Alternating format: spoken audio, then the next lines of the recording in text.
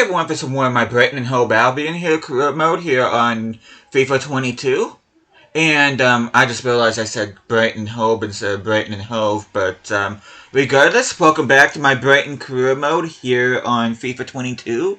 Now that I said it correctly instead of a weirdo. We are now halfway through our second season here with Brighton. You can see top goal scorers here, which I'll show here in a bit, but we are going to be playing this game against Crystal Palace at Selhurst. And you can see from the table, we are 10 points clear at the top. Leicester City is in second place, so they're trying to do a repeat of what they did almost 10 seasons ago. But before we continue on, hope you guys have an awesome day today. Hope you guys doing well. We are going to go ahead and play this game, and I'm going to show you all the halfway point stuff. So without further ado, first of all, we are not playing in the rain.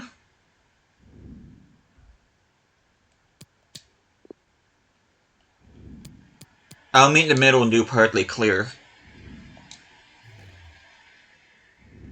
Okay. Wow, they got a good team. Grealish, Talisca, Salamakers up front. Joe Willock, Eze, and Barre make up the midfield, and Bernabé, Disasi, Harwood, Bellis, and James Justin make up the back line with Sillerson in goal. So Crystal Palace got themselves a good team here, but you know what? Our team is pretty darn good too. I mean, they have to be. We're 10 points clear on top, but without further ado,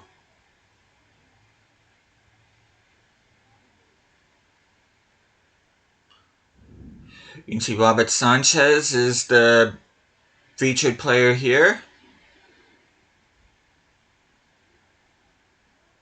Actually, I think it's supposed to be Sanchez, since the accent marks over the E and not the A. Well, what a game we have in store for you today. The hype has been building all week and the fans are pouring into the stadium. The tension palpable. Stay tuned, we'll have all the action for you. They consider this compare the way he said that this game considers this a derby match. I wouldn't. I mean, Crystal Palace is a London club and Brighton is a South Coast club. My name is Derek Ray, and my commentary partner, as usual, is Stuart Robson. I'm very much looking forward to bringing you action from the Premier League.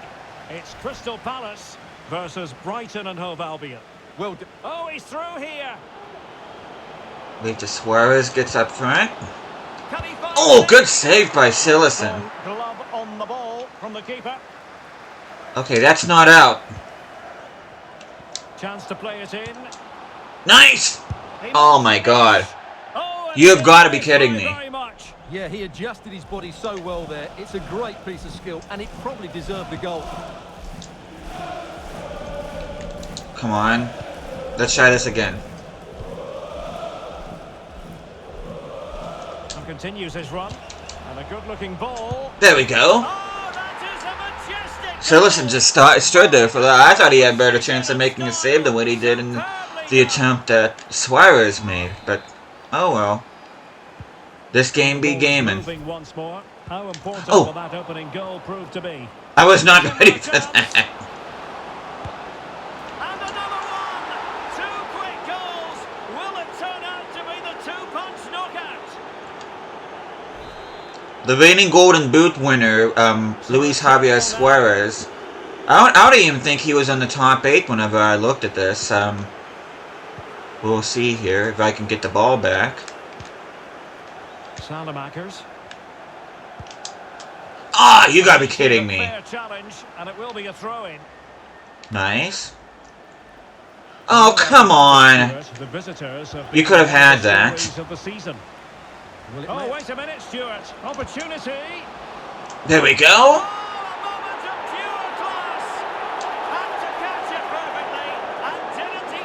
And Alexis McAllister with the goal.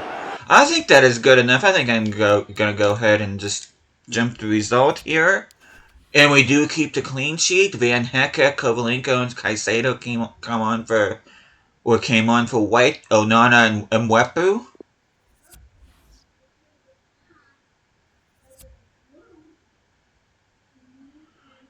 But with that, we are going to take a look at tables, and we're also going to look at player stats and attributes as well. First of all, we're going to start here in the Premier League. We now have a 12-point lead over Leicester. They must have drew their last game.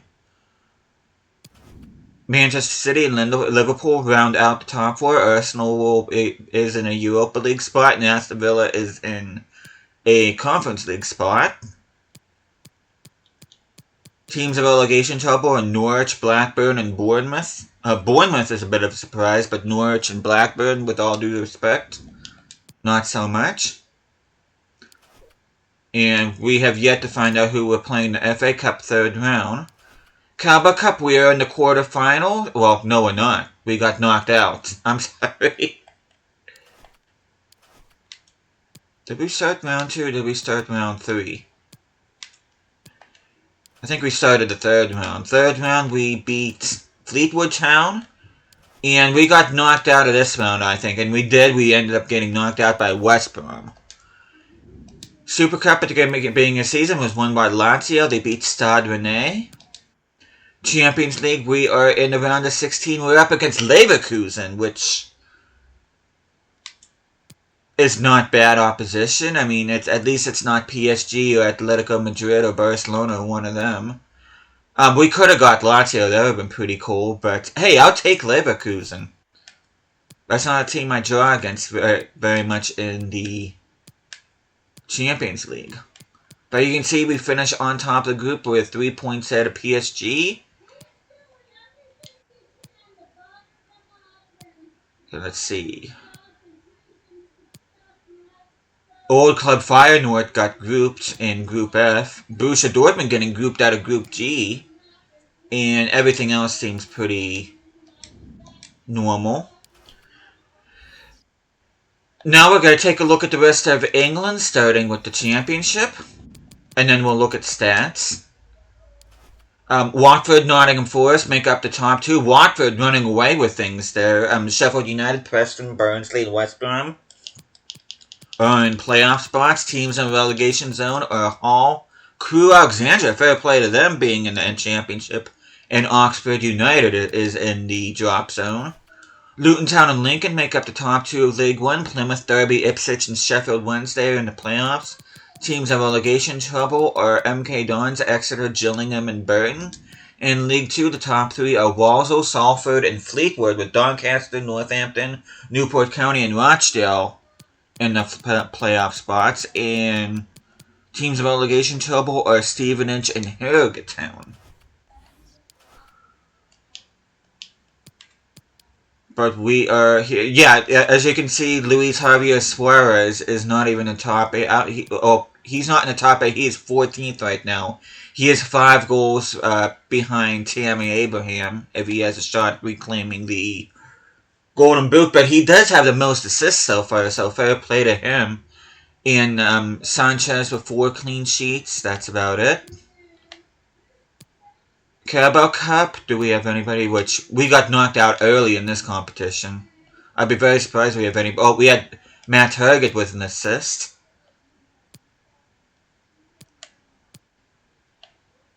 And in Champions League, Suarez won behind Harry Kane, who plays for Inter Milan in this save. Assists, let's see. McAllister with the most assists for us with 3, 1 behind Ugrinich and Cifuentes. And just the 1 clean sheet for Sanchez. Which Grabara with 5. Fair play to him. Holy crap. But we are going to take a look where we will recap the opening budget, which you can see was just a shade under 177 million. I don't plan on doing any business in January, so that money's just going to sit there. Youth development, I do have my player, which I'll show you here pretty soon. He is actually close to actually achieving that already. Within 2 seasons, I'm not gonna do that one. So this is our last season to do that, and there's no way I'm gonna be able to bump that up unless I get some really, really old players, which I don't want to do that. But we're 30% into that particular objective, which we have this season and next season to do that, which By the way, next season I do have planned as being the last one we'll be spending here at Brighton. We're in top position Premier League. I do want to win the FA Cup this season. And I do want to reach the semifinal of the Champions League. I don't think we're quite good enough to actually win the Champions League yet. So, but with that, we're going to go ahead and look at transfer business here. Just a recap of the business that we were able to do. Pretty much all swap deals for these three guys. And like I said at the beginning of this particular career mode, those three guys are pretty realistic signings for Brighton, if I'm being honest. Not that I'm going for any kind of realism here, but just to show you guys transfer business that we've done.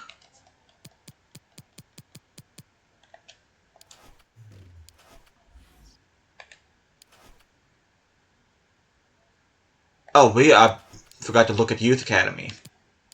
Which, no, I didn't, because we don't have a Youth Academy. Well, I didn't forget because it's non-existent. Sorry about that. Oh my god, my head is not... Right, and you can see the guy that we have in this, Skinner, which I really should put... Which I think I'm going to go ahead and do that. I'm going to put Miyagi in there. I don't know why Skinner has a content face when he's playing a lot more of the games than what he should, to be honest with you. But take a look at top goal scorers. Suarez, no surprise, 16 7 to 21. He has been getting the job done for me. And Caleb Skinner is actually the second highest goal scorer, 13 goals and 6 assists through 17 games. And in order to meet the objective, I want to play at least 13 Premier League games with him. We're already at 10.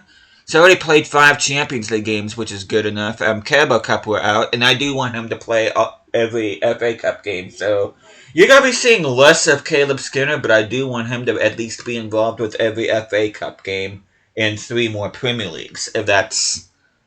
But that probably won't be... I probably won't put him in the Premier League until towards the end of the season. Unless I put him in a game here or there just so he doesn't get mad or anything. But if there's anybody else in particular you want to look at, you can go ahead and pause the video. Connolly's been a very good backup striker for me. Sarmiento's having a better season than what he had last year. Matoma, I don't know. I know he's a Brighton guy, but I don't know about him. I may look to move him on next year. Which I really should look to bring in a better striker because Matoma's only an 81 rating. I thought for sure he'd be a lot more higher rated than what he is, but that might be something I'm looking to consider. And I do have to make sure I play Christian Eriksen at some point towards the end of the season because I don't want a repeat of what happened with Florian Andone and the board. Offia is on the last year's contract. I have several guys that are on the last year's of the contract, which I may or may not look to renew those. Buchel, I may look to play him in a game or two. I don't know.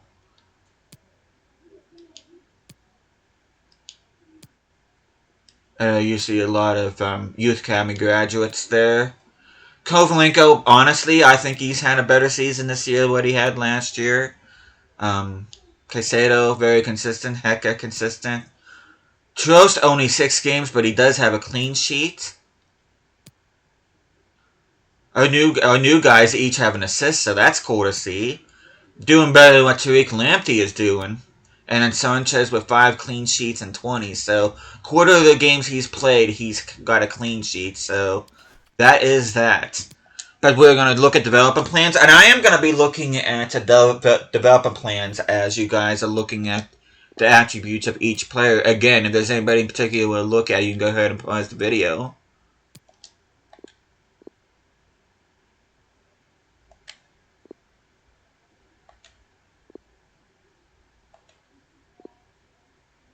I need to look again which guys. I think I still do have the email, which shows who is on the last year of the contract.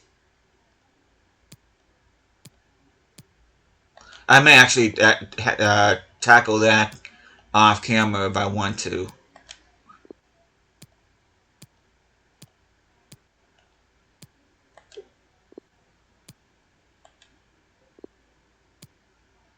Why is he unbalanced?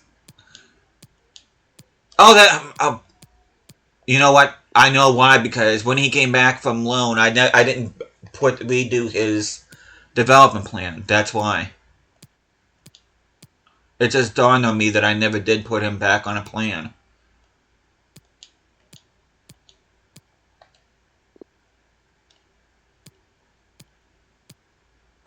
Got a lot of defenders on this team.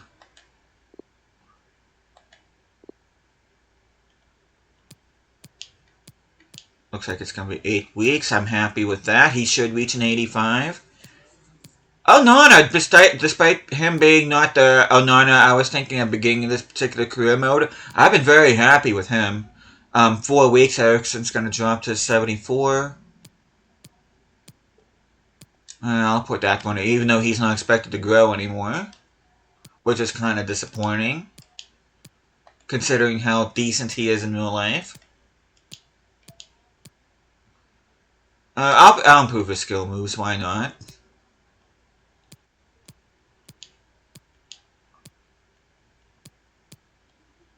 I'll put that one even though he's not really expected to grow any more than that. He's going to be leaving, so I'm not even going to bother with him. Okay.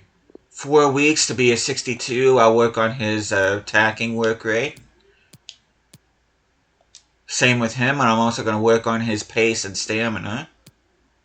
Taylor... Oh, I do want to go. Let's go advanced playmaker. I do want to improve his passing, his stamina, and his weak foot. Kovalenko, 25 weeks on okay for him to reach a 78. I'm okay with that. He is 30 years of age. I do have to be mindful of that. 63 on excellent. He may reach an 86, but even if he doesn't, I'm okay with... I mean, he is at the point where I want him to be. You can see Caleb Skinner's stats right there. Very good player for me, if I'm being honest. Sarmiento, better season. Like I said, I may look, because he is approaching 30 and only 81 rated, so I may look to... But probably not this season, because like I said, I don't plan on doing any transfer business in January, but at the beginning of next season, I may bring in a new starting winger.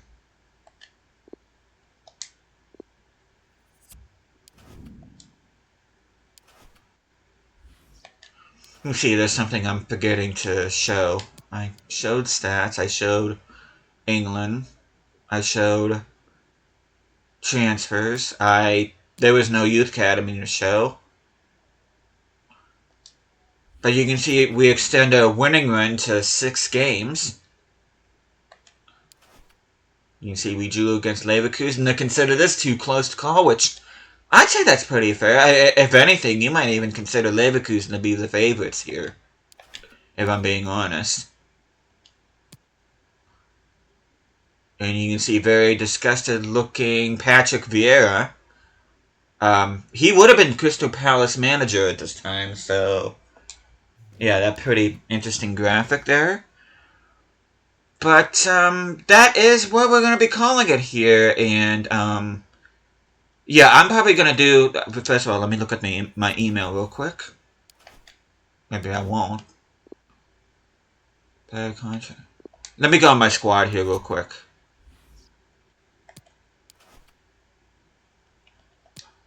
I do have some player contract. I see Furlong there. Okay, Eriksen I'm not going to extend because I believe he's retiring at the end of the season. Yeah, he is retiring at the end of the year. Furlong I'm not going to... And Ella, he's already agreed to be sold, so I don't have to worry about him. Turns, Leonard, Afia, and Cross.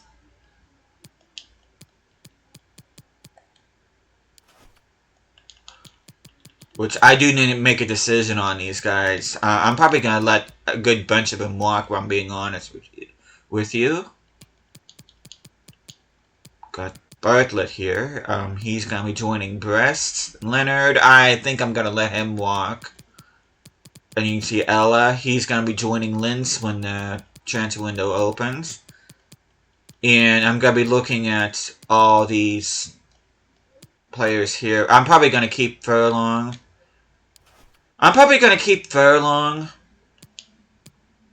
And maybe Turns. And then let everybody else go.